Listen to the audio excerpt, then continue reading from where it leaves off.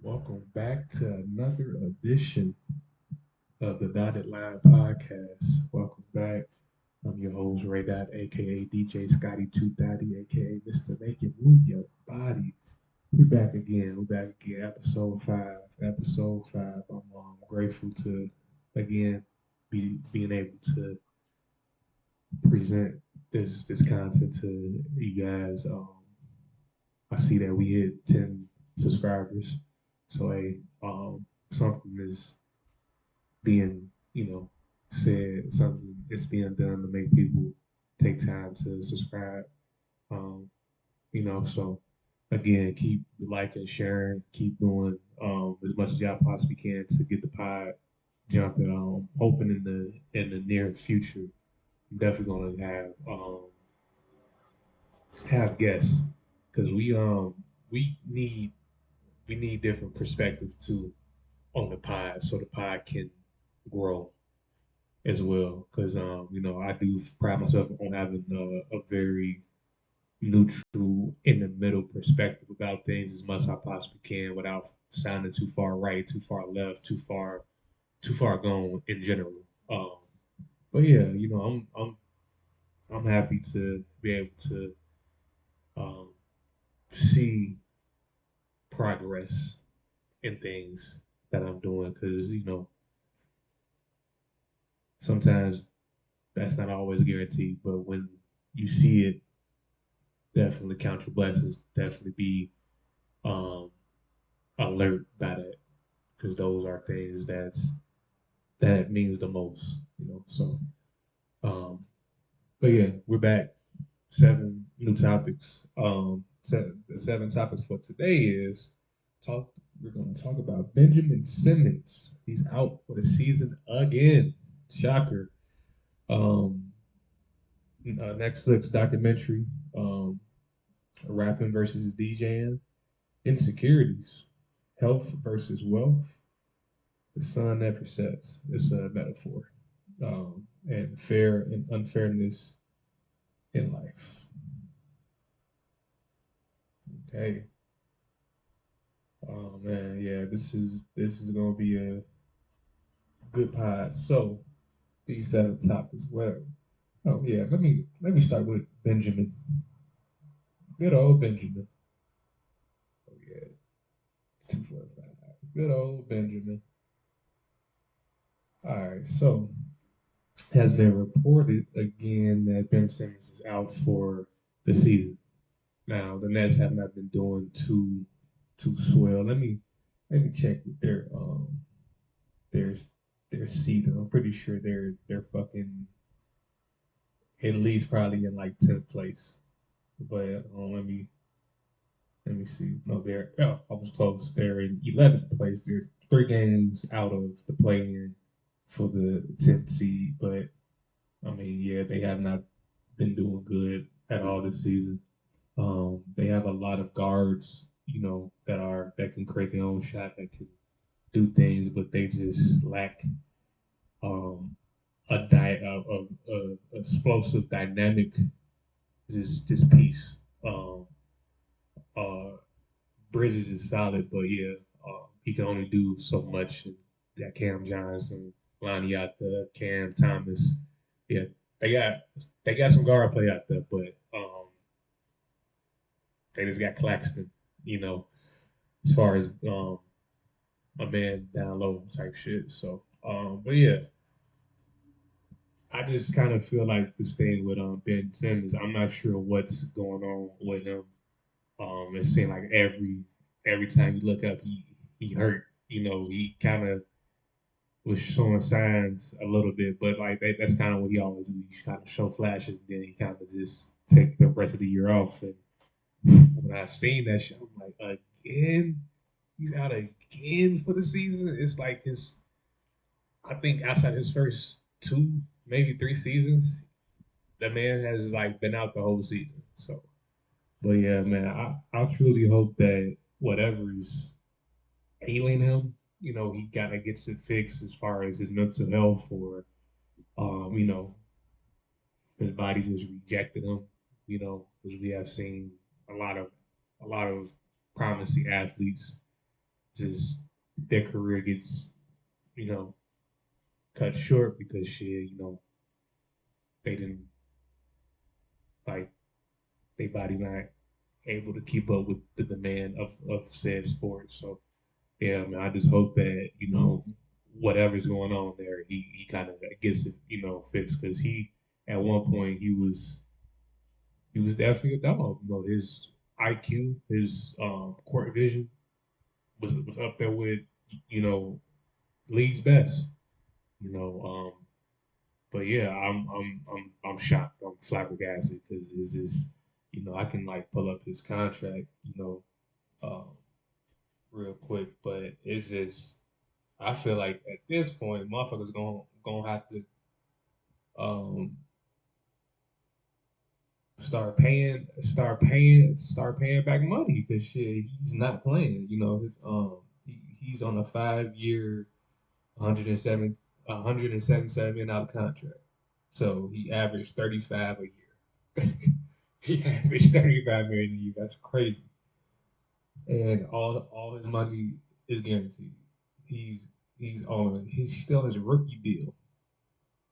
He's still on his rookie deal. He still got this year and then um next year. Next year he's set to make 40 million. Next year he's set to make 40 million. So um yeah. So yeah, like that's what I'm saying. Like, you're set to make like you're making 35 million and I think he only played in less than 10 games this year. Finesse, a lot of people feel like if you can get away with it, then do it. That's not always the case, but in his case, hey, it is what the fuck it is. But yeah, that man is set to make 40 million next year. So I hope he able to play majority of the games next season because we need talent like his in the league, but he has to have that. All right, okay, I'm gonna suit up. I'm gonna thug through whatever I got going on. I'm gonna take care of that shit. So when it's time to play, I'm available. But yeah, shout out to Ben, man. Hope he, comes back next season on a mission for real, because that's crazy. All right, let's see the next topic. Let's go with rapping versus DJing. We're at 7:55. Surprised, I didn't, include this topic on like one of the at least the first three videos. But to be honest, I just it kind of like I want to talk about certain topics at certain times, I guess, because um, I feel like these two things, rapping and DJing, have really been tools to express who I am, to really express everything that I've been going through as far as this journey called life, and just finding anything that you can draw inspiration from, or anything that can be a canvas for you to express yourself. It's a beautiful thing to see, and I feel like rapping and DJing, I'm able to express myself in a way that transcend language, that transcend my emotions, and kind of put my emotions in the in that action, no matter what it is, without being egregious, without it being viewed in a crazy light. It's a perfect way to express how you feeling, and I feel like the the two biggest things that I have gotten from um, being a rapper slash DJ is this confidence. It's just a gift. That's why I say God's gift, and that it is. Every time that I go live on Facebook and DJ, it's a rush. Like it's not like a crazy rush, but I get sweaty. I get it. Not like too nervous, but like within the moment, I'm able to be like, man, yeah, I'm finna, DJ woo woo, and like, just sitting in front of like my board now and just seeing like it's fascinating, because like a lot of things that I have tried to embark on have not panned out the way I have thought it would be, or even on this journey of being a DJ. I have met people who are just like it feels like with anything in life that in this day and age, you meet weirdos.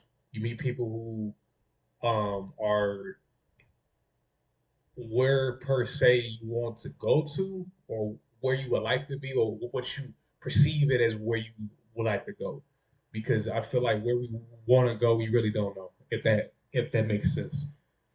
Because if you can look up and look over your life, where you thought you would be, where you're at right now is not where you thought you would be.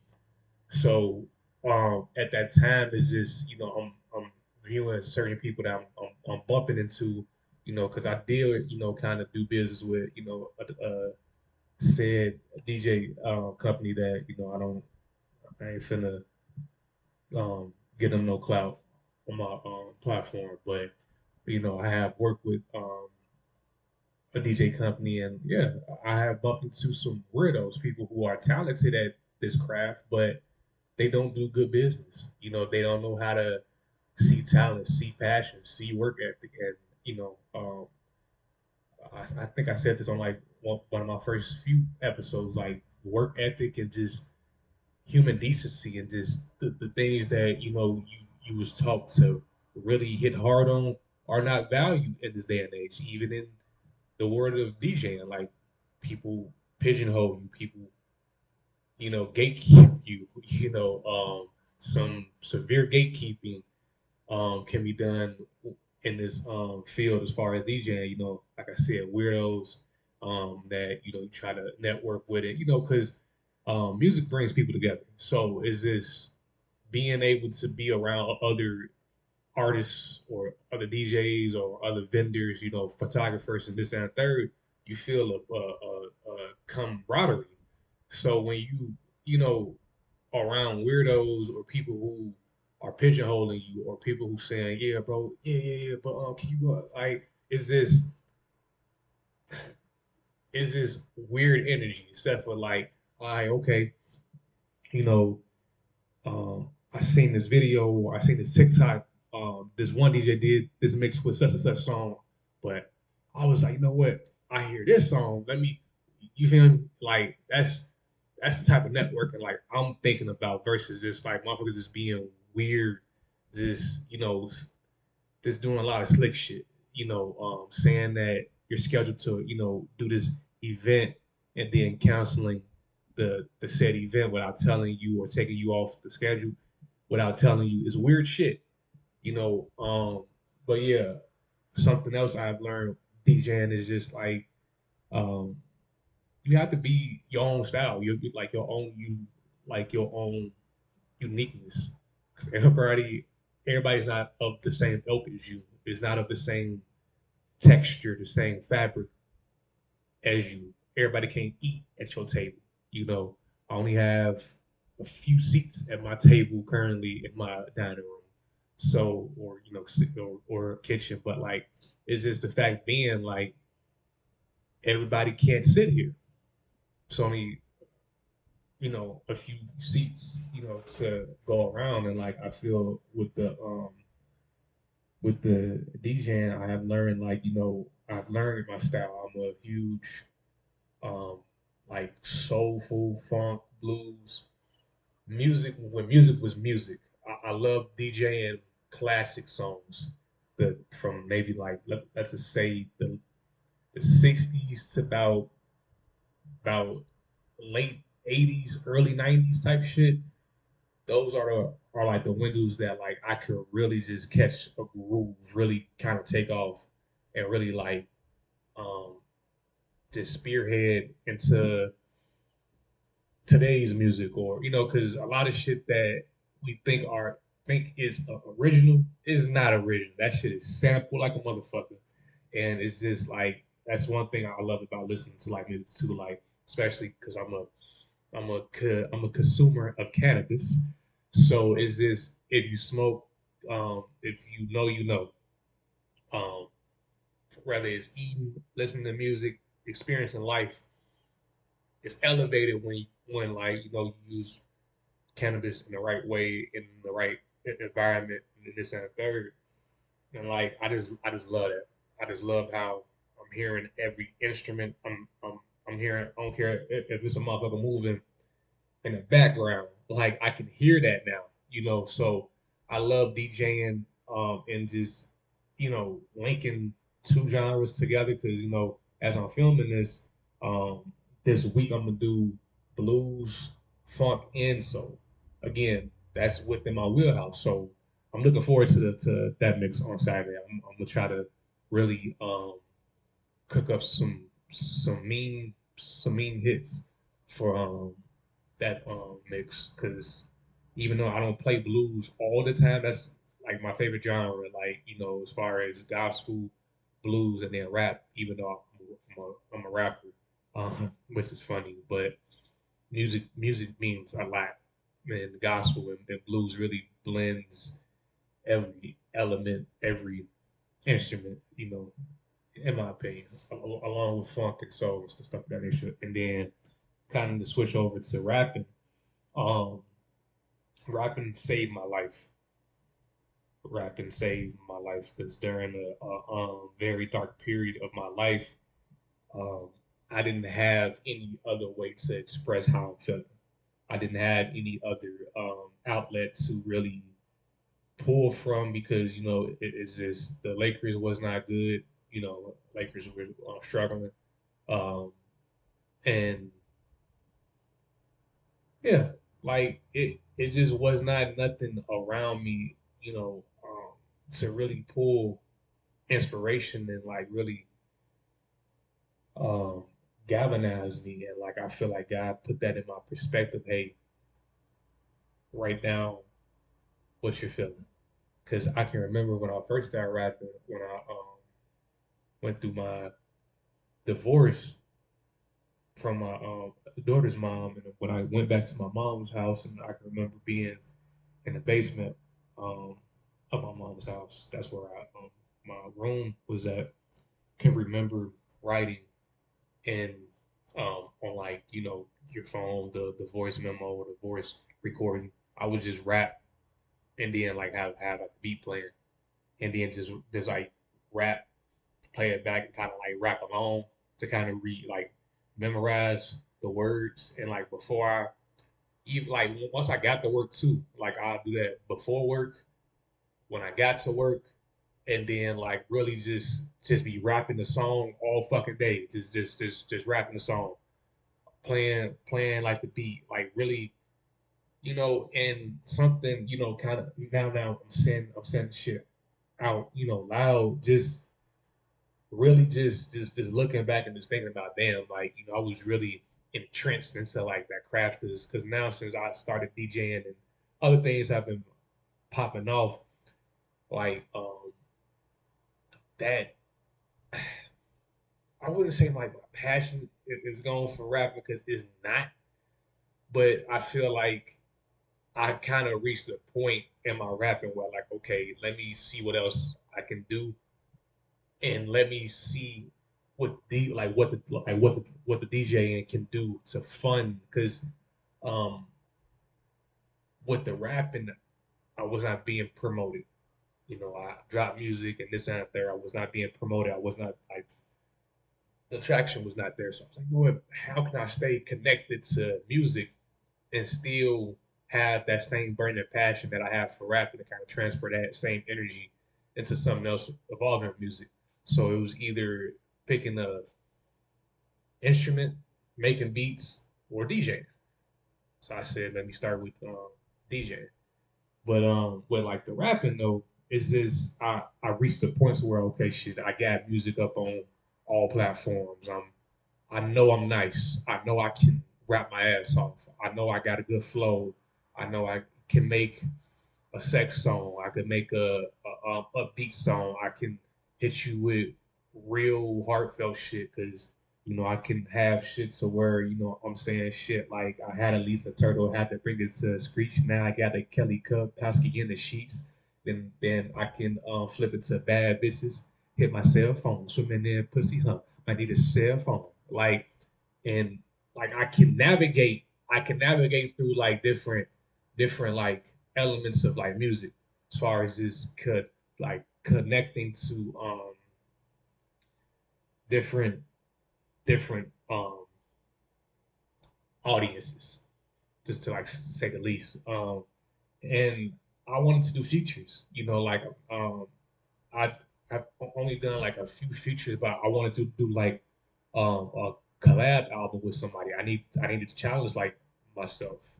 So and then also I need better equipment because where I'm at is not too many studios out here, and like for like one, I feel like I know how to do all that shit myself. And that's another thing about rapping. I taught myself how to mix my like to engineer my shit to mix and master shit. To be honest, I feel like I can fully produce everything now. Like as far as like getting more detail with the beat making, because I kind of did throw my hat in the ring with like the beat making some, but like I need to learn music theory. I need to kind of dive more deep into um reading music notes and counting bars because I know it is I know the bar count if I'm listening to it per se. But as far as this counting my own shit out, I don't really do that. Like as I'm writing, I know okay, that's somewhat of 4 bars, that might be 3 bars, but you know, I'm not I'm not really like okay, because I seen the video where like motherfuckers was like, okay, I'm gonna put 3 here, 4 here, 4 here, and that's gonna equate to 16. I don't do that shit. I kind of just write my shit and then you know try to catch like a cadence, a flow on like a song, and just take it from there. But to pivot to like the next topic though, I really love rapping. I really love DJing. But those are my two favorite things to do. As far as when it comes to expressing like myself and stuff of like that nature. But if you guys have not checked out my music, this DJ Google radar with the asterisks. Um, that's kind of like my thing. Like asterisks is to be determined, to be announced.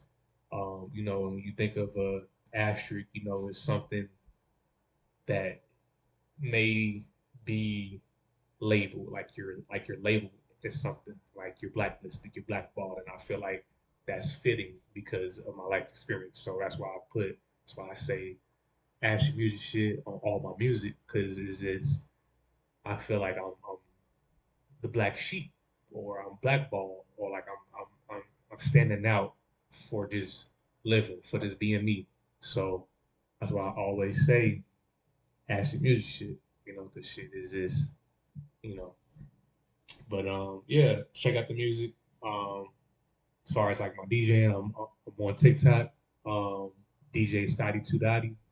I'm on Facebook by the same tag, DJ Scotty Two Dotty.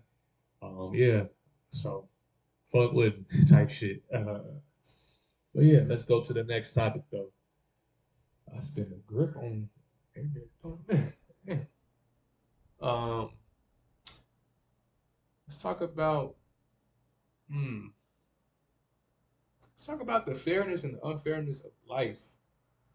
We're at 24.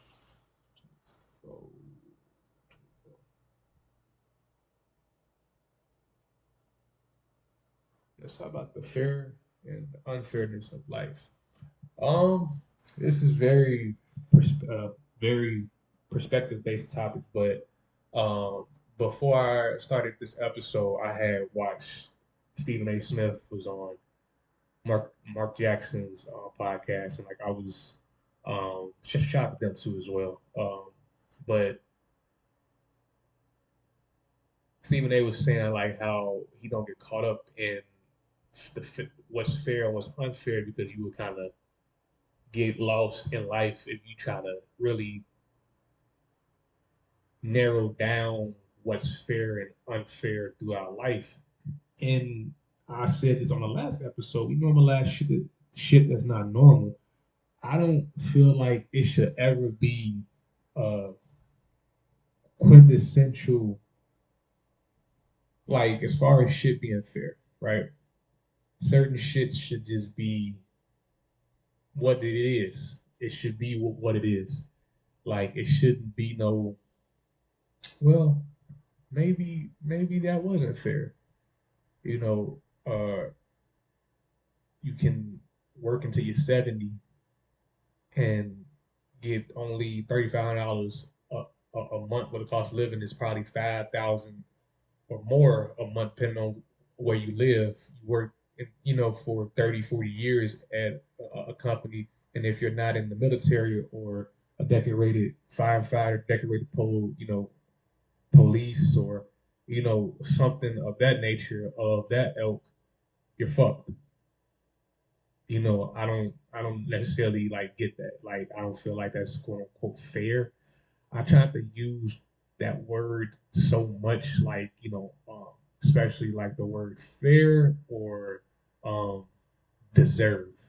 Those are two really subjective, really, really, really slippery slope, thin line topics or terms to use because of the fact that I feel like everybody can raise their hand, like, no, you know what? I feel like I was owed this, or I deserved that, or he deserved this, or she did. Like it's so, because once you roll that ball out, everybody diving up like on the floor to like present their case to like the court type shit, and like it's very difficult because it's just like everybody has had that feeling of like I was wrong, this is not right, why is this, why is that, what's going on, like it is just, and you know we can all sit and just, murmur and just like, say, yeah, man, I should have this, I should have that, but you know, I kind of see Stephen A's point to a certain degree. I don't feel like you should always get caught up in certain shit. Like the wars that's going on, something that's out of our control, and shit like that. But as far as just not vouching for what you need in your life, I don't feel like you should never not do that. You should never not do that because it's just that's something that's extremely important. And if you feel like that's fair enough to advocate for yourself or for your family, by all means, can't nobody tell you, that's not right. Ooh, ooh. And as far as being like the unfairness of like life or slash of the world, that's subjective, and that's very perspective based. Because again, like people who um hold hold high positions throughout the government or just life in general, they feel like shit. Hey, we making it as fair as possible, gang. What what you talking about? Type shit. And like, is this the fact being? It's evidence to back it, but like again, people are not going to take accountability for shit being fucked up. But as far as this, the like how to deal with this balance, I'm gonna always revert back to prayer, always, because it's just I'm a firm believer in in these next few topics. I'm gonna kind of really hit home on like these things that I'm saying. But as far as just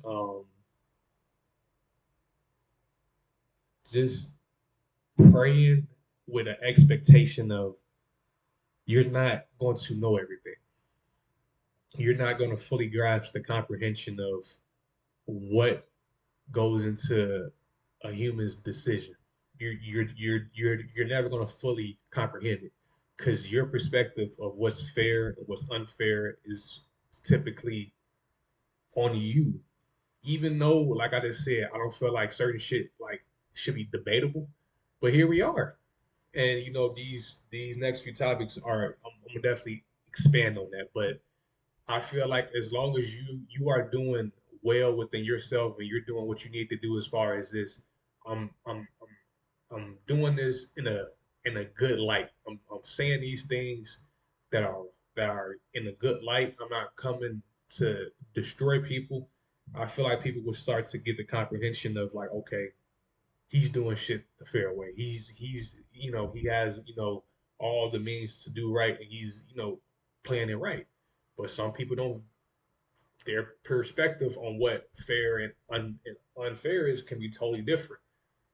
Because a motherfucker might be like, you may give a homeless man $5, and he's like, man, that's not fair. I've been out here all day, and I have only made $5. The $5 that you just gave me, but you're not like, man, hey, that's all that I got. Shit, I feel like that's fair enough. So it's all about perspective based. So I don't feel like we have the full range of what it is of certain things that like we say, certain things that we initially do, because again, our brains are programmed to only run at a certain rate. That's how God, um, made us. So to kind of pivot to the insecurity topic, because I feel like that's a perfect topic to kind of like pivot into now. Um, to kind of wrap this up, um, it's perspective based and just be as neutral with the things that you do as possible. Know when to hold them, know when to fold them type shit. Pause. Um, as far as this, just being the best person that you can be, and like when you know you're doing wrong, when you know things are not just, say something and move differently. Yeah. So, but let's talk about the insecurities of life. You got 32, 15, 32, 15. Insecurities, man. Oh man, this is one of them hot topics in today's society because I feel as if this is not talked about enough. My goodness, this is definitely not talked about enough. Because I see it within myself daily, within myself daily. Like man, like I want to say I have a shit ton of insecurities, but I like to tell like me, I have some glaring insecurities that I'm working on day in day out, and I feel like from the BBLs to tricking on women for like the men or even women, selling you know ass and trucking parking lots or on the corner or whatever. It's certain things that again, like I said in the last pod, we just normalize shit that's not normal because of insecurities, though. That's one of the root causes of things being the way that they are. And it's funny how insecurities, we all are victim to them. Some insecurities last longer than others. Some we never, you know, really fix because that's just what it is. We just choose not to deal with them. And I know, what like me, of course, I had a huge insecurity with how I talk. Sir, I am doing the pod. What are you doing here? Uh, love my furry son, but yeah, it's just the fact being,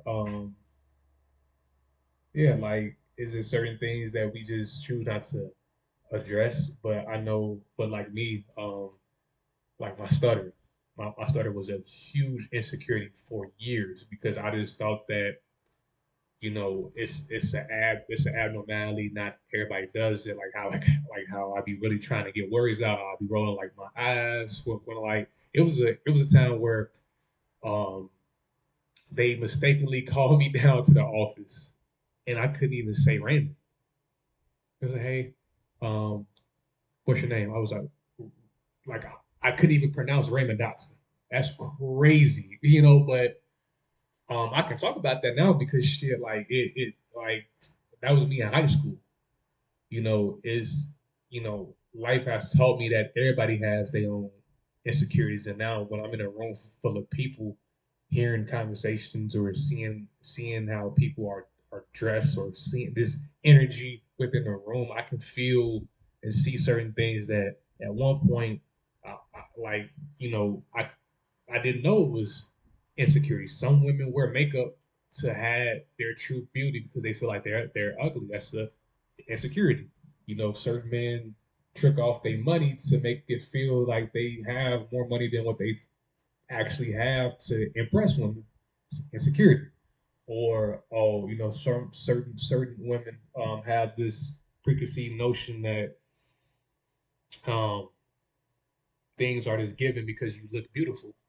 And the younger me kind of laid down a foundation for some women to think like that, and women and guys kind of um, lay down a foundation for said people to do certain things, as far as it's like because you look good, because you got money, okay, everything is yours. That's insecurity, because I'm pretty sure certain people are getting a reality check and now they insecure. Am I not beautiful? Am I not swole? Am I not like nah? Like it's more to life than that. It's more credentials you need to be in certain crowds. So and it's not a personal thing, but it's just what the fuck it is though. It's certain things that are rudimentary, are very structured a certain way for a certain reason. So is there certain things like that where is this? I feel as a collective, we have to we have to do better at as far as helping people through their insecurities. I know me being the type of man that I am in this current season that I'm facing has really brought out a lot of insecurities, a lot, because it's just as a man you want to be able to provide for every pecking order, every need that your wife or your child or your job is asking you to, whether it's at work and they give me uh different things to like do, and like I'm saying, hey, I can do this, but that I'm not at that level. Even though I'm being honest with myself and the employer, they may still say, okay, let's just see where you at still, and do the task. I'm insecure that I'm gonna look stupid. I'm insecure because I don't have a degree. I don't have different credentials that most employers say that they prioritize over you just coming in, just red shirted, coming off the street type shit. you know, Work ethic is not all is going to get the job done nowadays. Whether that's fair or unfair is what the fuck it is, and it's just the fact being like that's a insecurity, not being able to know how XYZ is going to get done. That's a insecurity. I'm so used to like having everything in order when God put me in a season where only thing I can do is depend on Him. It really showed insecurity. Like, man, like I was really attached to this this level of taking care of, always having a counter to life's punches, always having like always being able to do that. And when God say, "Hold on, wait, I know you've been used to doing this, but I'm gonna turn off. I'm gonna pause this for just a second. I'm gonna put you through this season where no matter what job you apply for, no matter how hard you're hustling, you're DJing or your podcast, I'm gonna I'm gonna I'm gonna pause this for a second. It may not make sense right now, but I'm telling you, it's gonna be well worth it. And like I feel like just recently I kind of been like, okay, all right, because it gets to a point to where mentally you would implode. You would do something drastic. You would do something detrimental. Like, and nobody wants to. go through that where like is this life got their foot on your neck that hard that you can't take a step back, like, you know what, hey, I ate today. You know what? Somebody said that they love me today. You know what? I have a roof over my head today. You know what? Somebody said a kind word to me today. You know what? I got to work early today. I wasn't late. Like it's shit like that where like we diminish things that if they were not operating at its peak level or where it's supposed to be, we diminish it. But imagine if it was. Imagine if you went an entire week without eating. Imagine if you was late to work all week. Imagine if your car didn't start all week long, or you didn't have a car, you didn't have a job, or you didn't wake up all week. Meaning that's it, that's all. But we don't look at it in that aspect because we're caught up in everything that needs to be done at this moment, right now, right now, right now. And like I feel like the world shows us our insecurities right now in this era at a rapid pace. And it's certain shit that like um I didn't know. Like it was so heavy on the insecurities with people. Like that shit is a epidemic.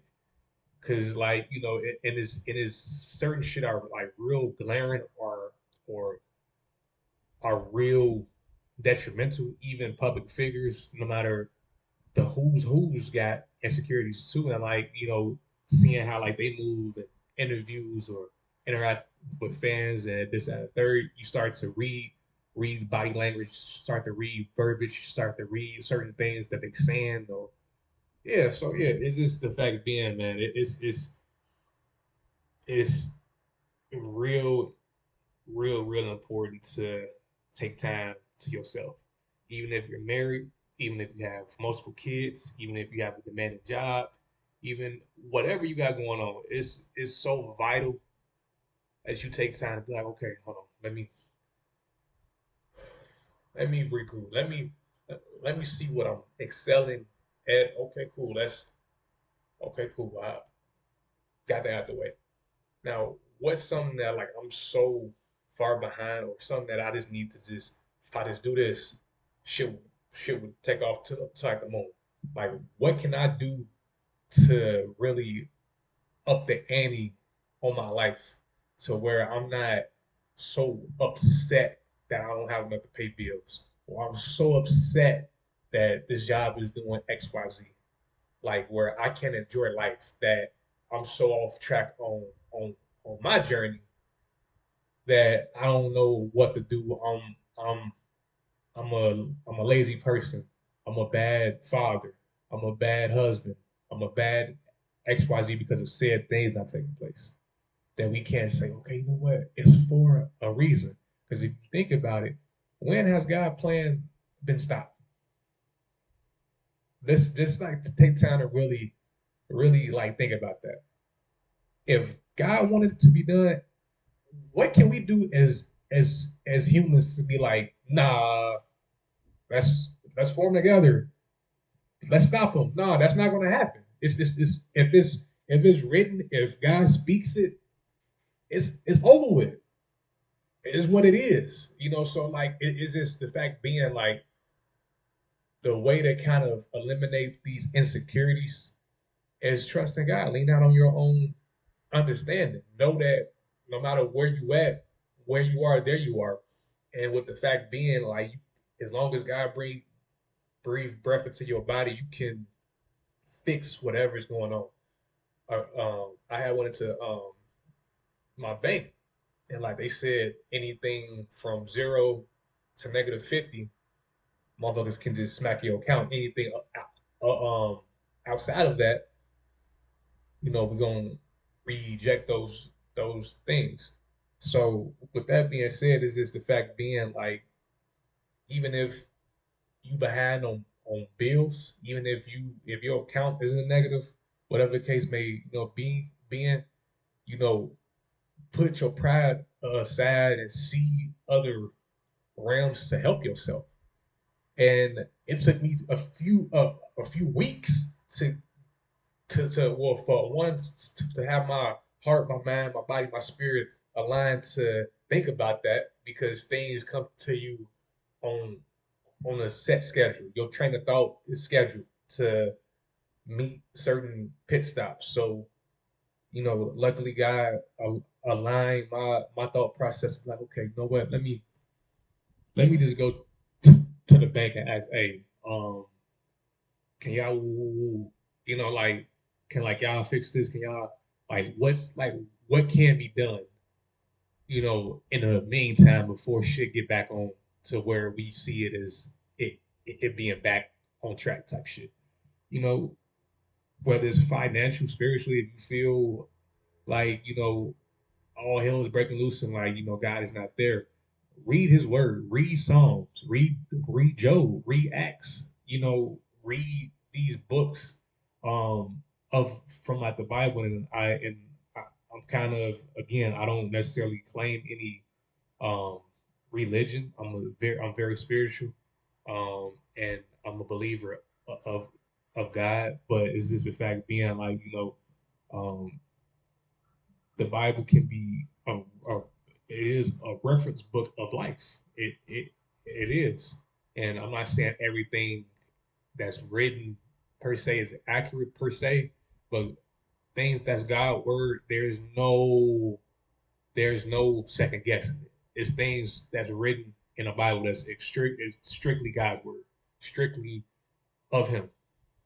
Because when you close the book, you meditate on that word, and then you put the word into action, and then you have everything open on your being as far as this seeing it, feeling it, being in the midst of everything that's going on within the world.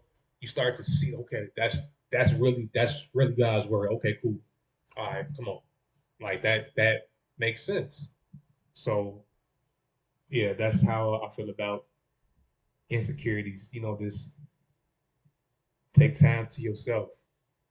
Be honest. Say, okay, I'm struggling doing this, and take time to fix that.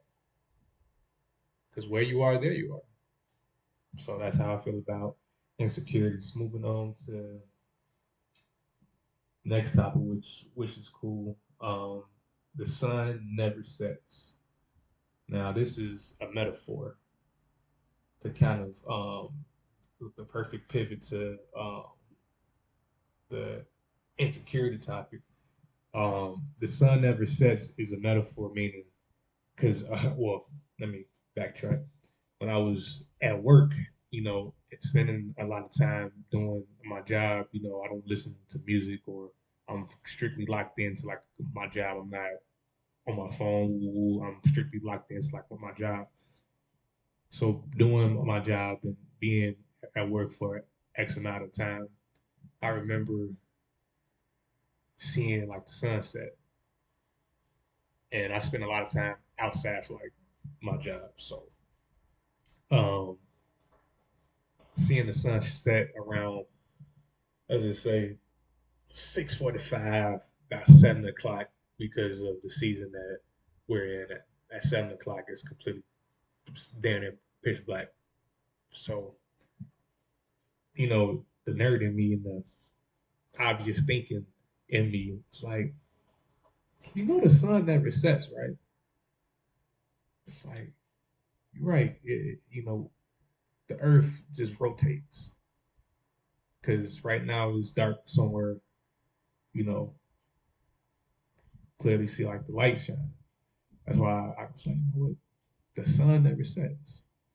So it's a metaphor, meaning, again, going back to, with the insecurities or whatever, it's light on everybody's life 24/7. Even if the most darkest moments in your life, there's light shining somewhere. It may not be on your finances, it may not be at work, it may not be at home, it may just be within you. Maybe, maybe. Um, we kind of, again, we normalize shit that's not normal, and we normalize shit that takes a collective effort to maintain for said years.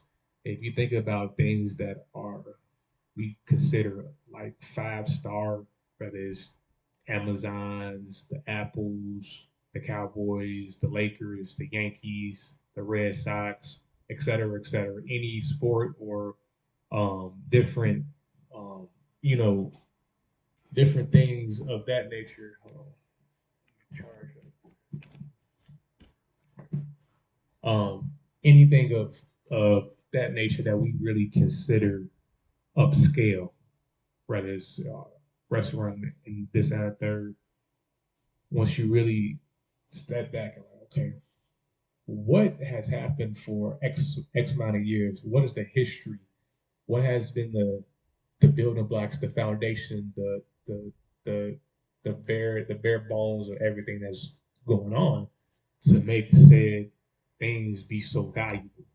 And you have to understand that. You have to understand that if you're doing everything within your power to make your life a better thing, the sun would never set. It would never set. It may be this dark. It may just be your you know the sun is gonna come up. That's something that we um do know. If the sun don't come up, probably have trans probably have transition to the afterlife or a different realm. So I don't feel as if if you wake up and you don't see nothing up in the sky, you know, but seriously though, it's just the fact being like I feel as if um, we don't take time to really be grateful as much as we possibly can. We don't really take time to really um, be present because it's a lot of things that's pulling at our perception.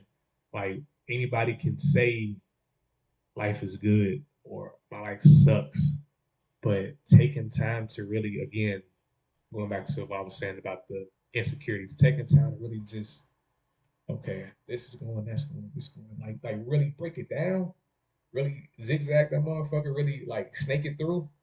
You will really see like, damn, okay, not that bad, but we're so blinded by the darkness. We're so in the midst of our going through that we don't want to get through it because the going through. Speaking from somebody who have experienced that element of going through, and anybody else who's watching this who can attest to that. I know it's a lot that can attest to that, but the going through is way harder than the getting through. Like the beginning is rougher probably than like the end, or feel like the middle is where everything really takes its toll because you're not that far from the beginning, but you're not that far from the end either. So it's just like you really don't know how long, because now you're not as far as you was when you first began, but how far are you from the finish line? So having that perception of okay, well, all right, when is this gonna end? When is the sun gonna come up? That's the most difficult thing because it's just like it feel like from every angle, pause, you're getting hit. You pause from every angle, something is attacking you. So it's just like the fact being like, just know, just search, just try to find something that's shining bright. It may just be one thing. It may just be the fact that your sports team is doing good.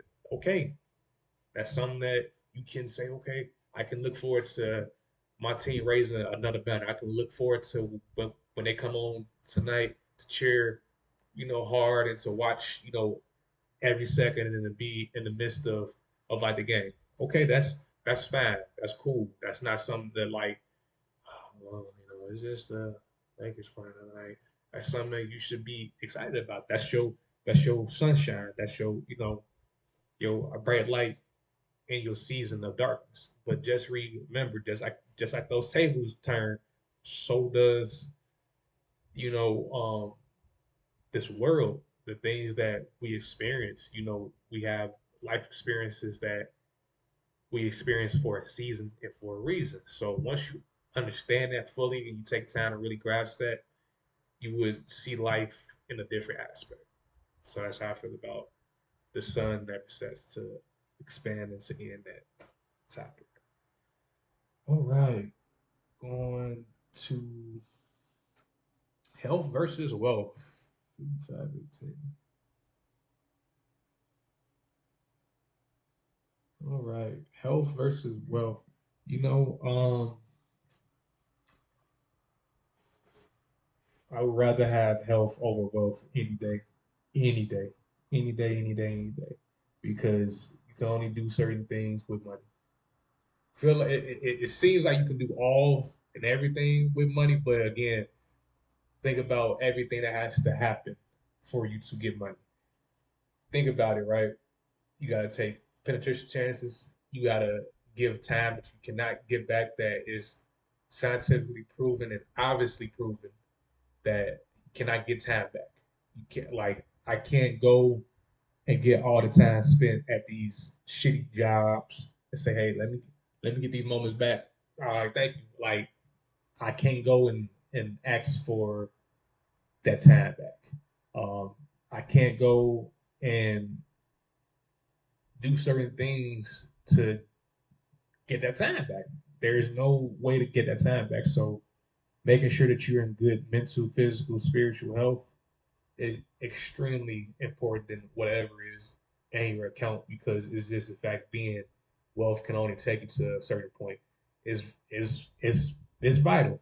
It's vital because we made it that way. So it's kind of like look at it as you do any game. Money is definitely a resource that we elected to have value. Money don't have no value. It's paper. It's fancy government printed money. Not the fancy government printing paper that we elect value to. That we um, say, okay, this is worth X, Y, Z. This piece of paper is worth $100. 100 um, is valued at 100 whatever. Let's just say dollars are not or currency is not a thing. It's valued at 100 XYZ worth of things. Um, and these are things that we elect. We elect to be governed by money. We elect to um, prioritize money over health because of the fact being we feel like money does everything we can possibly imagine. So without money in the proper time, what does that leave you? Let's say you have, let's just say you're the richest man in jail. What does that really do? Like, yeah, you can get all the commissary, okay. You may be able to get certain things in, but you're restricted still unless you're in like a foreign country where like you can like come like because it's certain prisons in like the world like you come and go as you please type shit. But I'm just talking about let's just say the richest person in the supermax. What can you do then? Not just any old regular smuggler jail. I'm talking about where it like you a fucking mutant, like you walking down like you're in Gotham, and you know how they got the plexiglass or like the fucking 50 inch thick, where like every mutant is on display or every villain. Like if you in one of them motherfuckers, what is your money gonna do for you then? Not like nothing. Money is a caveat to influence people to test their morals and like their values. I feel like it's the most tempting thing on earth. Um, that we elected that. We woke up one day and be like, okay, what can we do outside of trading this microphone for a speaker? Okay, let's value this piece of paper more than this microphone. In order to get this microphone, you have to give me $1. Just one equivalent dollar for this microphone. It's when you really again when you really step back and be like, damn, we and like it's so crazy that the most normalized shit we kind of if you step back and look at it, this shit not really normal. This shit's crazy to be honest with you. So I would suggest people if you're watching this to prioritize your health, to prioritize going to the gym, or just being active. Because like again, my job requires me to be outside all day, so I'm I'm always moving. So that's my form of exercise or just be in good spirits, have good people around you, text people that really love you through and through, that don't have gaps in their love. Um, Again, read the Bible, read whatever holy book that you like, have a spiritual relationship with God or whatever you call him. Have a spiritual relationship, be spiritually fit, seek his face daily, not just sometimes, not just all the times, on the worst days, on the best days, on the days in between. Seek his face at all times with, without stopping, without stopping. So that's my spiel on health versus wealth.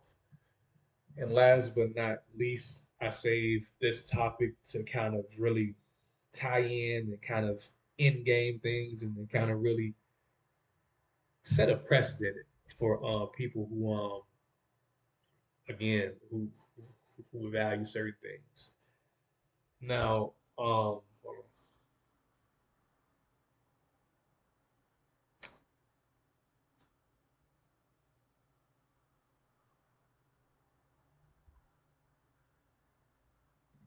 okay, so I pride myself on being nerdy, which I don't have an issue with being nerdy at all. Knowledge is definitely power if used right. If you're knowledgeable and you use your knowledge right, it can be extremely powerful. To be alive is to be aware. Shout out Eric Sanders for dropping that jewel. One of my mentors at FedEx um, gave me that quote: "To be alive, is to be aware," and that's facts. And just because you are aware about things, don't mean it's fair or unfair, or it makes the sun not shine less, or this, that, and third. Um, but the point I'm trying to make is, I watch so many documentaries from wars, dictatorships, whatever the case may be, food docs, cannabis docs. But this documentary in particular about the octopus murders, this one really stood out because it just really highlights. It's an all American documentary, if that makes sense. Um, so if you're not familiar with this said documentary, right, it's pretty much, and I feel like if you know anything about corn, it's called corn, not corn, Coin Tail Pro. It's pretty much a whole file of just what the government has been doing as far as this um, their infiltration of Black Panther Party, the Ku Klux Klan, any organization, anything of that nature. If any conspiracy theories, anything of like Watergate, JFK assassination, all of that shit. It's the file is kind of like that. That goes, yeah. So if you're familiar with that, this documentary is not so shocking, but it still can be a bit jarring. But again, it's an all American documentary, and it's pretty much this company called Inslaw made a software called Promise, and it pretty much held all the illegal documentations. It was cutting edge and this and the third. They sold it to like the U.S. government, and motherfuckers got backdoored. I mean, again, it's all American documentary. That's what I mean. It's just certain shit where um, it's not shocking. It's not shocking that the government would do some shit like that. It's not. Oh my, why? I mean, it's just this is how this country has always been ran. This is what things have been. How shit is handled here. You know, you can't be mad at your mama for telling you to clean your room when it's their house, and we gave you a room. Make sure that room clean.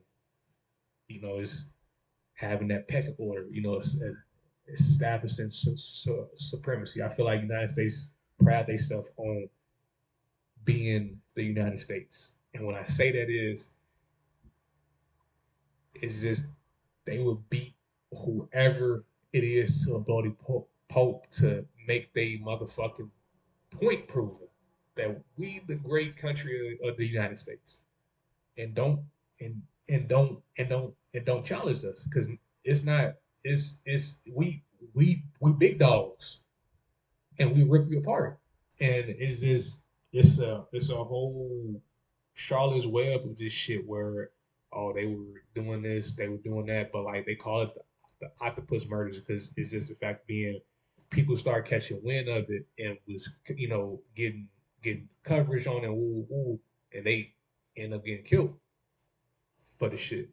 And like the fact being is just like a lot of shit, especially now, is public knowledge. It's shit that you can really Google yourself from Wikipedia to whatever. I mean, it's nothing like I'm not trying to downplay people getting killed. I'm not downplaying people getting hurt or losing money or getting a software finesse, but me being a black man in America and me being a knowledgeable black man, I know what it is and what it ain't. And it's just like when you try to attack or call motherfuckers bluff out and they are the inventors of gatekeeping, they're the inventors of pigeonhole, they're gonna show you why we are who we are.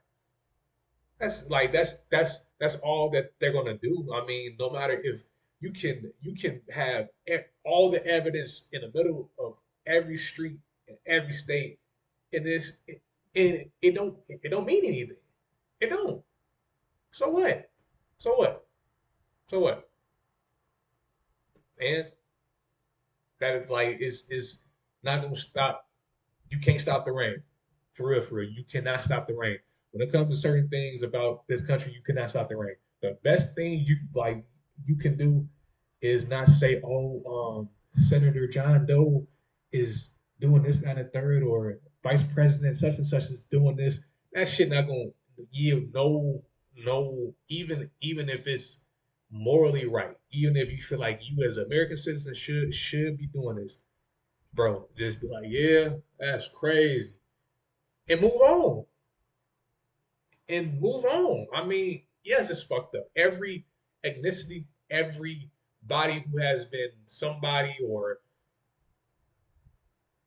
it's certain period of time. If you look at the Great Depression, you look at wars. If you look at Vietnam, if you look at World War I, Two, if you look at Desert Storm, if you look at any era of conflict over human history, American Revolution, the Civil War, it's been scandals. It's been history been erased and written over and erased again and written over. Like it's this is what America is. America is built on that shit, and America's proud of it. That's American heritage. That's American history. Corruption, supremacy, dictatorship. Without saying it's a dictatorship, it's what this country is. It's nothing to kind of like you can be mad at it per se, but I mean, it's what it is. I mean, ain't nothing us as American people can like do about it because I mean, it's just how the country's ran. It sounds kind of shallow, and maybe people should be like, oh well, we should band up together. They got a trick up their sleeve. It's like when you talk about the American government, you're fighting you're fighting the ultimate fighter. Imagine if Bruce Lee, Muhammad Ali, Mike Tyson, Jack Johnson formed into one person. Like you're not beating that. You're not beating that. You're not beating that. So is this a fact being like um certain things are meant to like I feel like laying your life down for your family is one thing, but laying your life down for things that people are going to cover up or say this happened and that happened because in that documentary it's a lot of red flags, a lot of cover ups and stuff of that nature. But that's the thing, man. It's awful to like see shit like that. It's awful. But again, this ain't just been going on. Motherfuckers have admitted, yeah, we assassinated Dr. King. Yeah, we assassinated Malcolm X, or we played a part. We was taping them illegally. So what? And what? What? Like that's the mentality. Like okay, and so what? Fight me. Like that's how mothers be holding they nuts when it comes to certain shit. Like so it's just the fact being, bro. Um, Not everything that you know needs to be said because it's unless you figure out a way to shelter yourself from harm from all angles, from not just yourself but from your family, motherfuckers not telling your story and your truth. Um, Kind of just document it, move on with your life. Don't hey guys, hey look, because like motherfuckers you like it's certain information you don't know who to trust with it. And if you go and watch the documentary, you would really see that. It's certain things that you can't really trust with people. Like and it's so many different things with that documentary where you could be like, man, like they could have just did this, or man, they could have just woo woo. But like, I mean, third person versus first person perspective, and like people are willing to die for what they believe in. That's honorable. That's raw as fuck to like do. Is this you just don't want people to write your own narrative because when it's all said and done, it's all said and done. But one thing I can end with, one thing that I can give you a tidbit on. When I say there's nothing you can do about it, that's on the surface. That's on the obvious. Okay, we're fighting the machine on the surface. Let's just take our ball and go home.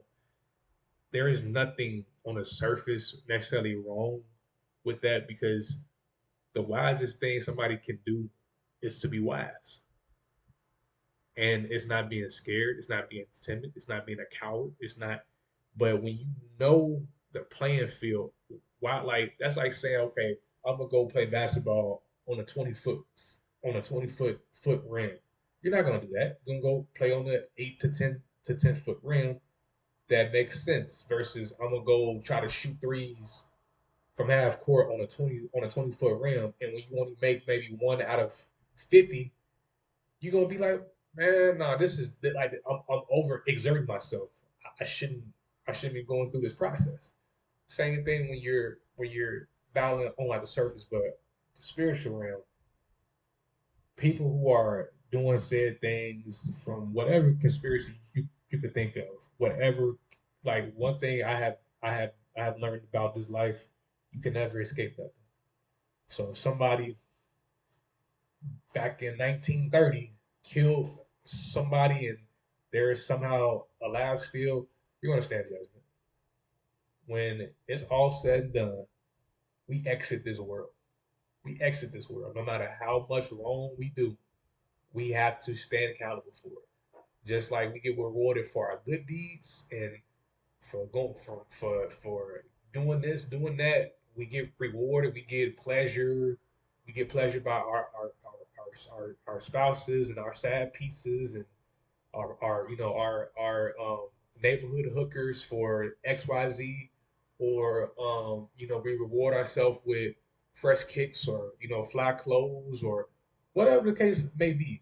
Like when we do these things, it's a B side to that too. You get rewarded for your wrongdoings too. And that's why I said like the sun never sets. It's light on the world at all times. So even if you do shit like I'm talking about, you try to keep that shit. I'm talking about like this. Like that shit is still being seen. I don't care what you're doing. So in that aspect, have some solace, have some peace within that, knowing that okay, this person might have been killed egregiously, and motherfuckers saying this, that, and the third. But hey, look, okay, we gon' we gonna go with what's being said. But when it's all said and done, because there is not a prison big enough or a formula that equates to what God is going to present before you on a day of judgment. And motherfuckers may be like, oh,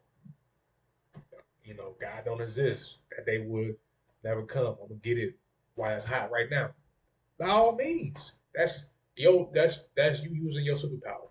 That's you using your free will, God given um a, a awareness of your conscious to do so. You feel like I can do whatever I want for all days of my life, and nothing's gonna happen to me once I leave here, or even while I'm here. That's your prerogative. You can feel like that, and nobody's gonna take that away from you. Nobody's gonna feel like, oh man, he's crazy. Some people may, but me having a different aspect of what life is, I'm not gonna sit here and be like, man, um, that's crazy or you nah, because I know I have to stand accountable for the things that I have said and done. And I'm okay with that because I know that that's a process. That's a process of being human. It's a process of knowing that God grants grace upon you. And in our minds, we kind of put a limit on what grace and mercy is, but it transcends all understanding. So I pray in those people who have done egregious things, not just in this um, said documentary, but from like wars, from every conflict, from the Hitlers to the Pol Pots to the Mussolinis to the Stalins, all of these said people. I just pray that God had mercy upon their soul, because these people have done some egregious shit, some shit that would make you sit down and start crying. But it's certain things that is out of our realm of fully grasping. Our minds, again, I'm gonna say this again, our mind has been wired to function at a certain frequency that we can't understand certain things. Like we're so smart that we're dumb, if that makes sense. So yeah, to kind of in episode 5, I want to leave you guys with encouragement.